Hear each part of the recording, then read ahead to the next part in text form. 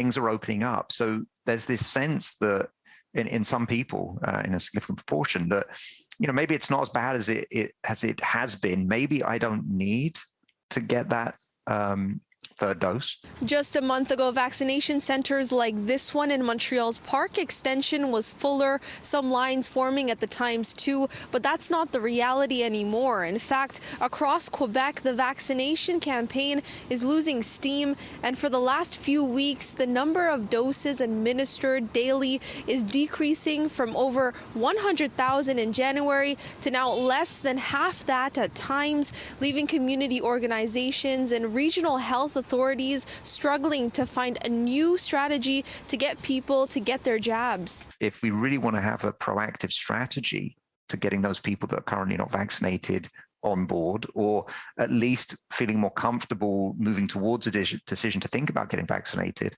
then we really need to think much more on a local level. In Montreal, 83% of citizens have been adequately vaccinated, but in some areas like St. Michel East, Outremont, and LaSalle Heights, the percentage is much lower, sitting under 70%. We did 20,000 door, by the way. Sylvain Pilote and a team of community workers known as the Orange Brigade is focused on educating and providing information on where to get vaccinated against COVID-19 in areas like LaSalle Heights, which has one of the lowest vaccination rates in Montreal. Sometimes the place to get the vaccine is really far. They're by bus also. They don't have cars. It's really far and time consuming for them.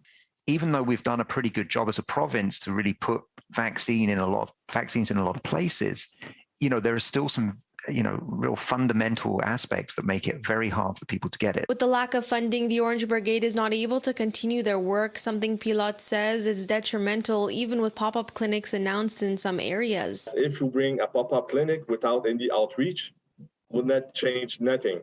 So we need to have the date and also the staff to be able to have a win-win situation. In Montreal, Felisha Adam, City News.